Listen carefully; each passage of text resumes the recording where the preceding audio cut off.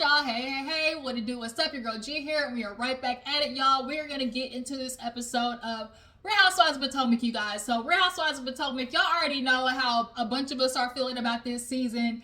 It's giving straight womp womp womp. Like, it's just I don't even have any words. Like, we're doing this whole Wendy and Nneka dance, and they're literally doing the same thing with each other. Like, and then we have this whole debate going on do y'all know each other? Was it Ivy who, was it Ivy who told Nneka, was it y'all Lebe? Lebe, she the one starting shit up. That's who really is causing the problem, is Lebe. Whatever happened between Ivy and Lebe got her heated, and she's coming back for vengeance through Nneka is what it's giving. So yeah, let's go ahead and get to the episode. Like, not really too much happened. This really was a filler episode because we see that next week finally we're getting into the nooks and crannies of what we really need to get into, which is Robert and Juan. Because honestly, this is y'all season. Robyn, this is your season. Point blank period. You've had your turn at poking at people's relationships, and now it's your turn. Point blank period. You keep trying to avoid it, but what goes around comes around. The tables have turned, and unfortunately, they own you. But nonetheless, you guys, like I said, let's go ahead and get into it. If you're new to my channel, I appreciate you for tuning in. Go ahead, drop down in the comments. Make sure you hit that subscribe button. It is free 99. Ain't gonna kill you.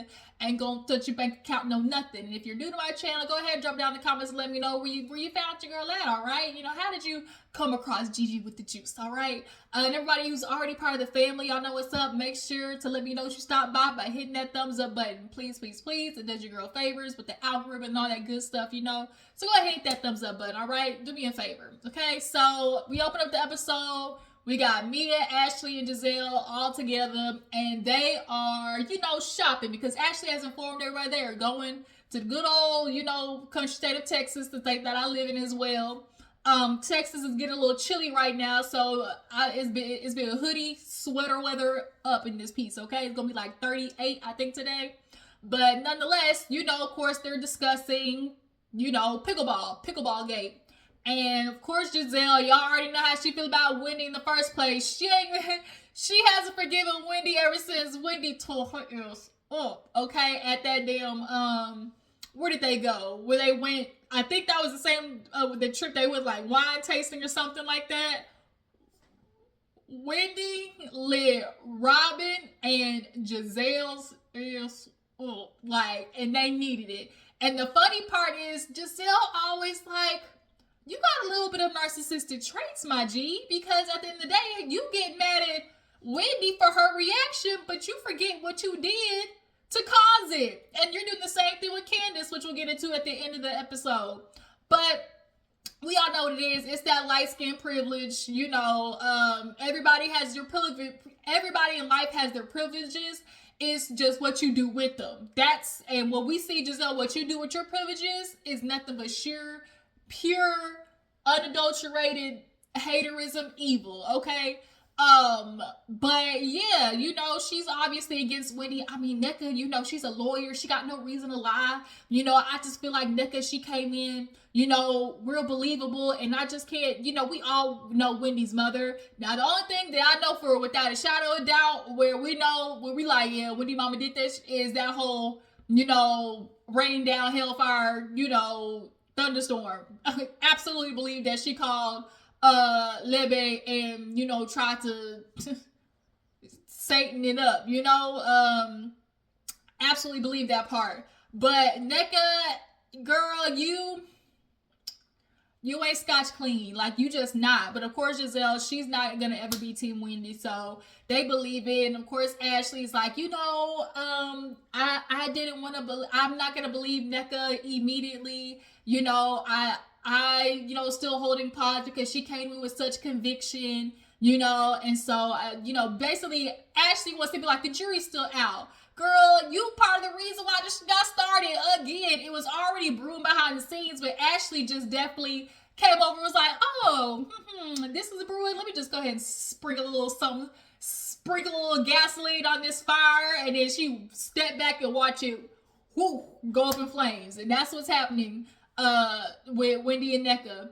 So Yeah, so then of course they start talking about Ike and Eddie and all that type of stuff like that. So speaking of Eddie, in the next scene we have Wendy and Eddie. Y'all, Wendy has been dressing down Boots. Her and Eddie, I didn't even think Eddie was attractive the first time I seen him, but the more I look at Eddie, y'all, he's cute. Like he's cute in a like he's cute in a like nerdy nerd turn like G kind of way. Like, yeah, Eddie's attractive. Happy Eddie. So, Wendy and him basically just start talking like, girl, Nneka came for my neck. She already calling me all type of, itches and hoes.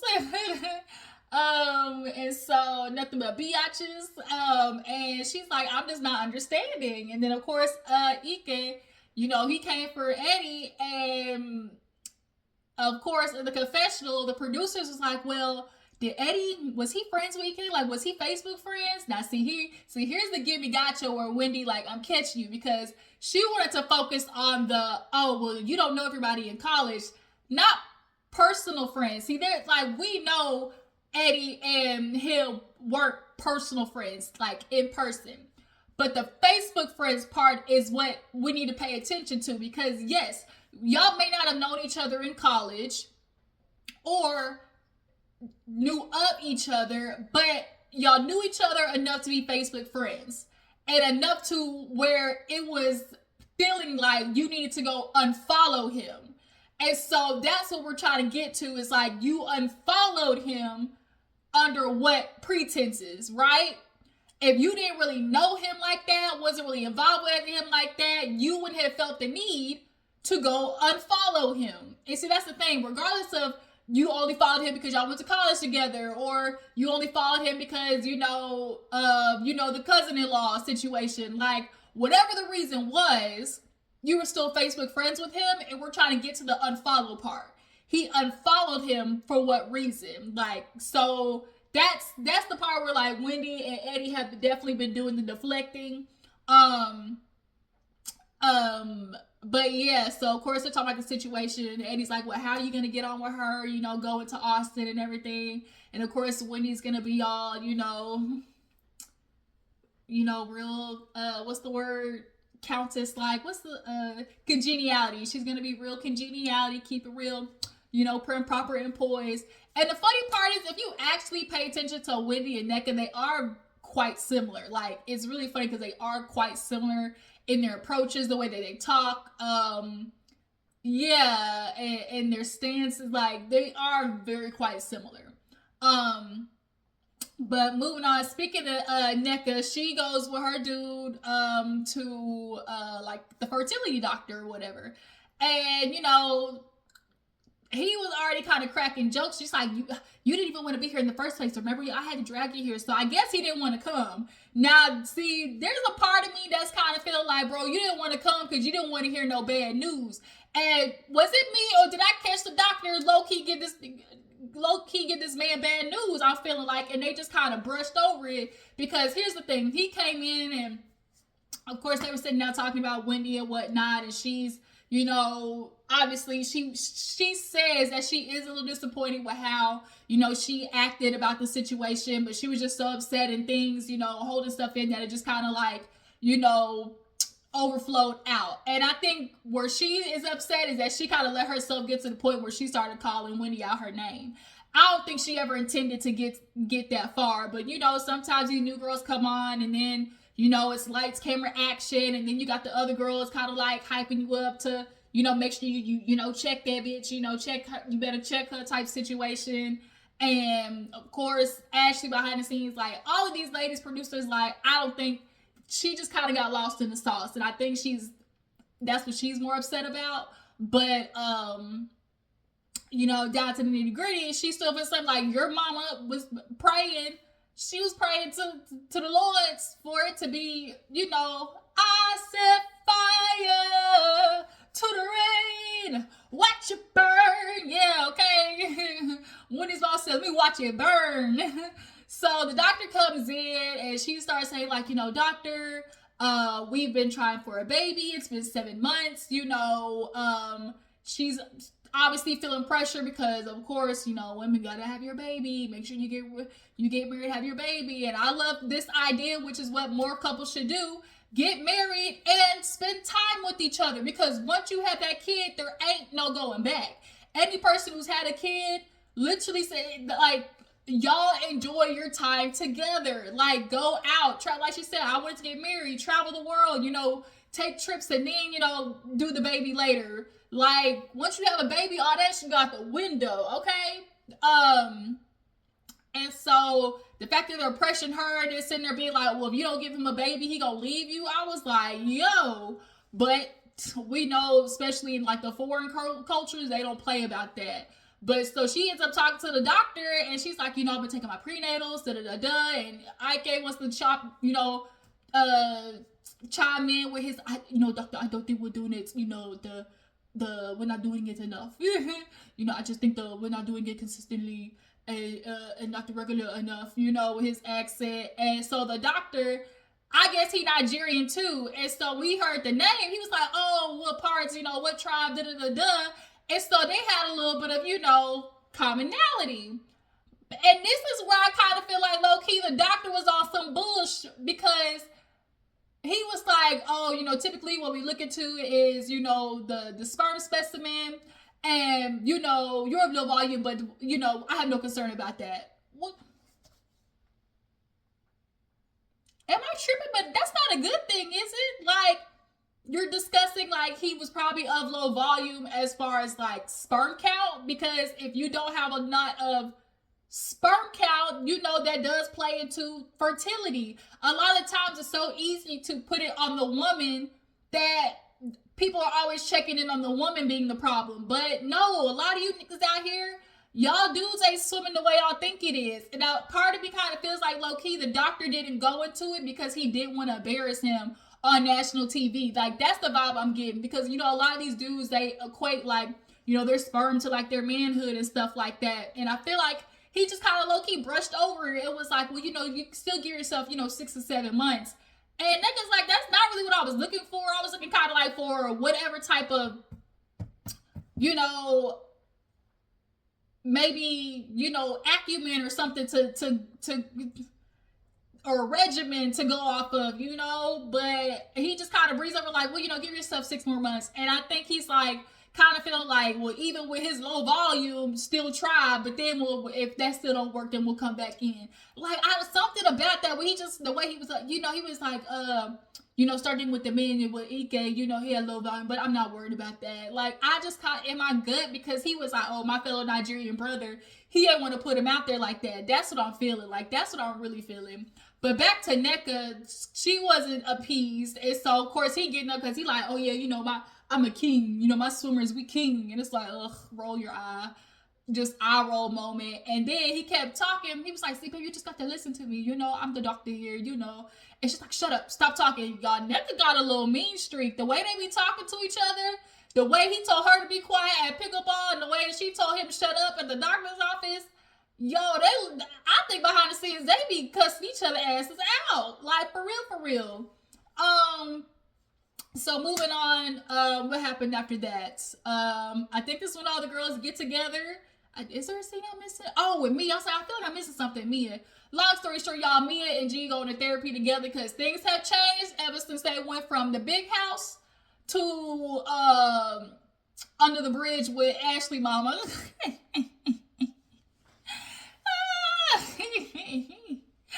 They got a little under the bridge with Ashley mama, Miss Sharon. Okay, they got a little Ashley mama under the bridge.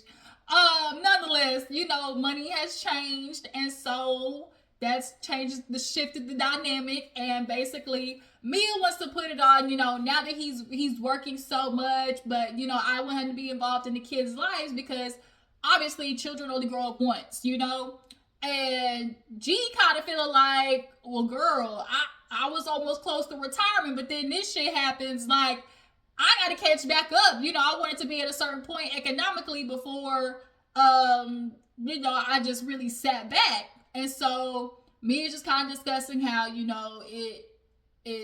she did retain a divorce lawyer at one point. And he was like, dang, I didn't, it was, that bad at one point. But she's kind of like, yeah, he's just working all the time, and he's kind of feel like, I don't really know what to do because like I am trying my best to work, and as much as she said that, I don't really think like she want me to stop doing that because Mia, you clearly like a certain lifestyle because that's why you got with the man. Let's not forget that we don't know what this arrangement was from the get-go. He found you at a steak and stripper joint, okay? He found you at the gentleman's club serving steaks in allegedly elegant dresses. So we know what this agreement is. It's about the money, honey. It's the best about the money, okay? Dollar bills, y'all. And so he tried to keep that up. Obviously, now that y'all are allegedly getting divorced, I mean, I think Mia's trying to pin it on something else. Like, oh, it's because he's not spending time with the kids. But no, but just because he had no money no more. But yeah, the doctor basically just tried to explain, like, well, y'all clearly have different opinions and how, this should be ran and things like that. And he was like, I love her because she's sensitive, and no matter how people treat her, she's, she tries her best to be good with them. And that is a good, but also very bad and toxic trait sometimes, because being good to people and wanting the best for people, no matter how they treat you, is a fucking problem sometimes. Clearly, like with her mom, and how her mom were getting to it, as we've seen in previous seasons, and just stuff like that. Like, that's not good in some instances. So she explained that to him. He's like, because I'm not understanding. He's like, well, that could be a burden to her probably, constantly feeling like, okay, I'm gonna make sure people are good regardless of, where we are. And then, she talked about the lawyer stealing their money, what little money they got left, and then he offed himself. So then it's like, god dang, that's more weighing on him. But obviously the therapy at work, because we know they're getting divorced right now. So all the ladies all aboard the plane. Wendy and Nneka playing the the proverbial housewife, fakery. And Wendy did look cute though with that feather outfit. It was super cute. So they get down to Austin, and the hotel room looks nice. Everybody goes up and was like, oh my god, this is so nice. They was like, all right, Ashley, but do everybody's rooms look like that? And she was like, and Karen was like, that mean no. Oh, Ashley arranged everybody's cars to their zodiac signs. So it was very awkward because Candace and Robyn and Wendy were all in the car together. So it was just kind of like, yikes. And Candace, of course, is like, I don't know what the issues with Robyn. And Robyn's like, the last person I want to be in the car with is Candace. And of course, they knew the playback of like, it was like that one word game that Candace was doing in the interview. And he was like, one word described Robyn. She was like, fraudulent, okay? Because at the end of the day, Robyn, you were fraud. You sat there and let your friend play with Candace's household, knowing good goddamn well that your ass was really the discussion, okay? And you knew that. But yeah, so Karen, she started talking about how Robyn is half the pie. She messed with her, but still got a little piece of her that she got to talk it out, about. So that's why that piece is in the freezer until she finds the right moment to pull it out. And Karen crazy, but I get what she's trying to say, because it's like, you can mess with somebody, but bitch, there's still a couple of things, there's still a few things that I got to get off my chest with you, for us to just really like, be enmeshed as a friend, So, like I said, everybody gets to the hotel. They start, eating and whatnot. And what were they talking about when they were eating? Oh, Giselle brought up Karen and what she said in the car. And she was like, yeah, Karen, tell her what you feel, Robyn, or what. She's like, tell Robyn, what your visual is. And Karen's like, my visual for this year is pie. So, yes, Robyn, half of you I stored in the freezer. But, right now I did cut that half in another half.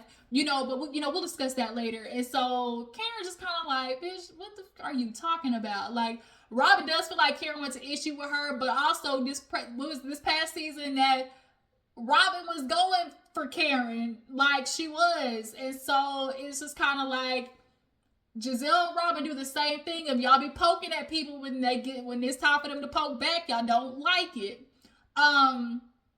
Everybody goes to their room and see nothing but construction, okay? Nothing but construction. And Austin is, being built up. But the thing is, they go down to the pool. So we see a scene with Mia and Robyn. They go off walking. And Mia fills Robyn in on the fact that her lawyer ran with their money off themselves. And at first, when Giselle sat down with the girls, it was like, oh yeah, me and Robyn went to talk. I was like, why? But then we forget that Robyn, when they went broke, that Mia's life is literally Robyn 3 years ago. Like, went broke, man took off with their money, and then decided it was too much and off themselves. And, you know, Robyn understands that pain where you feel guilty, and Mia feels guilty because it's like, dang, it's just money. But do I feel a little responsible because, you know, we are the ones who, you know, got him disbarred and, you know, did the lawsuit and things like that. But at the end of the day, your money is your money. And I do agree with Robyn. She's like, y'all probably weren't the only ones he did that to. Y'all were just the first ones, like, who caught on and found out. But as they were talking, of course, Wendy, Candace, and Karen first were down there. And they were asking Wendy, like, well, how you feel about Nneka? She's like, I'm good because at the end of the day, I really don't know the girl. You know, I can't have a problem with her because I don't know her. It's giving real Mariah and J-Lo. I don't know her. And so then Giselle and Ashley come. And so Karen first started with Giselle and Candace, though. She was like, you know, ladies, if we're going to be on this trip, you know, we definitely need to, you know, just air out the grievances. And there is a lot of tension because Giselle, from you, like, typically you are talkative, but anytime Candace is around, you're just unusually quiet. And Giselle basically was like, I have nothing to say to Candace because at the end of the day, like, you know, I am, you know, over what has happened and I'm thinking about me and my children's safety. And Candace is like, oh, word? Safety, right? And well-being? Okay, she's like, me and my children's safety and well-being. But what about my bonus children, Chris's, and our well-being, right? You don't think our well-being was affected by you trying to accuse him but not accuse him? And see, Giselle was playing semantics because you knew what you were purposely leaving out to have the viewer's imagination go wild. See, when you purposely leave out information to have other people try to input their own, you know, their own thought process of what possibly could have happened. When you sit there and tell the public, oh, I went to his room, he asked me to go to his room and close the door, you know exactly what you're implying. But you couldn't go to the extent of saying Chris actually touched you or said something to you because, bitch, you sat there and said, oh, because Candace is like, well, did he say something? No. Did he do something? No. So what are you uncomfortable about? Okay, so you were in a room with a married man, you were uncomfortable. So that's not because he made you uncomfortable, it's because you were in an uncomfortable situation. Point blank, period. She knew the difference. And that's why women like Giselle are fucking dangerous because, like she said, like, women like you are the reason why real victims cannot come forward. Like, Giselle really deserved her ass whooped, and so she is so used to getting away with it. Like Candace said, with your privileged white looking ass with your dwindling uterus, and she been getting over on people, and she been getting over on RHOP, her and Robyn, because Robyn ass shouldn't have been back this season, for real. But the producers took a lazy route in that, okay, Robyn's good content instead of giving her season off like they did Kenya. They took the lazy route, and just brought Robyn back. One, because they knew she needed a job because her man lost. Y'all both cannot have income. I know Robyn begged for that job back and promised them all types of storylines and telling the business, but that's not what you're doing. Y'all faking again. Y'all not really spilling the tea. But nonetheless, Giselle was just, girl, you talk out your ass, bro. But no, and Karen's like, you know, I'm just concerned, and Giselle was like, you shouldn't be, because at the end of the day, and like Candace said, you think because you're not talking to me, then I'll just disappear. Like, bitch, you're not gonna ice me out. And honestly, there really should have been a scene where Giselle and Robyn have talked, or Giselle and Candace have talked, or Robyn and Candace have talked, but it hasn't happened. So finally, Nneka and Wendy get into their whole tiff. It's like, well, you knew Lebe and you knew me. It's like, you knew me, girl, because Giselle's like, well, what is the anger coming from? And basically the anger allegedly just stems from the fact that I guess Nneka was assuming that Wendy would come on through her. But then when Wendy, said, okay, basically I'm not gonna be your ticket on the show, it kind of turned into, okay, now she come on through Ashley.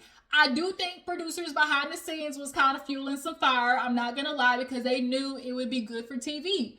And actually, it would be more realistic with the fact that, okay, she does know Ivy and Libby, who know Wendy and things like that. Because it's like, okay, Wendy, you're not gonna bring her on, but Nneka probably talked to producers of like, oh, I know of Wendy, my cousin-in-law is her, is her sister's best friend and things like that. But that wasn't enough. So that's what she said. Like, when y'all found out I was on the show, you got pissed off. And so now Ivy, Wendy's sister, is calling, Lebe, talking shit about Nneka.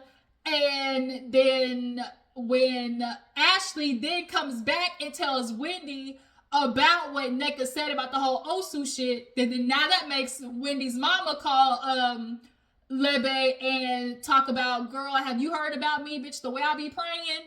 Look at people's lives. And y'all, I ain't gonna lie, when you really think about it, Robyn went after Wendy. Y'all see how her life looking.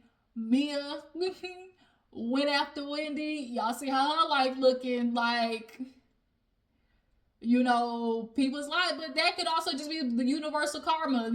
Sometimes the energy you put out is going to come back to you type situation. But nonetheless, it's like, they just kind of are saying the same thing. Like, bitch, I don't know you. Well, I don't know you. And then it's like, well, Nneka's like, well, girl, I do agree with Wendy, though. She was like, girl, you knew me, as in you knew who I was. Like, you knew of me as Wendy on RHOP versus, oh, I know Wendy personally. Like, yeah, you know me, but girl, you don't know me, And so that's what Wendy was trying to get at. And so Wendy is not going to admit that her mama damn called to Rainfire and Nneka. And so then Giselle ends up bringing up Mia. She's like, well, Mia, didn't Wendy's mama like kind of come for you? And Wendy then pulls out the tweet, was like, you bombastic crater face ass bitch. Like, she went in. She's like, and I pray nothing from hellfire thunderstorm on you, amen. And it's like, Wendy, because Wendy's like, see, that wasn't no witchcraft. And it's like, Wendy, girl, when has hellfire ever been good? I pray rain down hellfire and thunderstorm. Amen. Wendy, we know what that is. Stop playing. Like, Wendy know her mama called and she's deflecting from it. And that's why she was like, oh, because Ivy and Lebe fell out. And she was like, nice try. I'm not talking about Ivy and Lebe. I'm talking about me and you, And so now that Lebe and Ivy fell out, I'm kind of feeling like Lebe is getting back at them hoes behind the scene through Nneka, And so now it's like, they're asking, oh, how old is Lebe? And she's like, I don't know. And she was like, oh, you don't know Lebe? But Lebe was at your child's christening. And then they do like an unseen footage of Lebe being there. And basically, Wendy singing her praises. Wendy knowing Lebe isn't the issue. Like, Lebe, Lebe is, that's not the problem of Wendy knowing who Lebe is. We know she probably obviously, because that's her sister's best friend. So she's going to know of her to a certain extent. But the thing is, okay, we don't know each other. We know of each other. And that's probably how y'all should have interacted when y'all first met each other. But nonetheless, it's like, what's really the true, like, this beef isn't that big. It really isn't. And it really should be squashed. That's why it's so annoying watching RHOP, because y'all starting with bullshit. This really should be a 2-episode beef squash, for real, for real. Hopefully next week is the end of it. We actually truly get into Robyn's ears as necessary. All the ladies holding her accountable. And it's going to start with Karen to look like, So, yeah, you guys, y'all jump in the comments. What do you guys feel about Nneka and Wendy, the side that you fall on? I feel like both of them are literally playing the same game with each other. How do you guys feel about Giselle and Robyn still being on the show? And Giselle sitting there saying that Candace threaten her and her child's well-being, and stuff like that. And yeah, you guys, I appreciate you for tuning in. Follow me on Instagram and Twitter, and I will catch y'all later.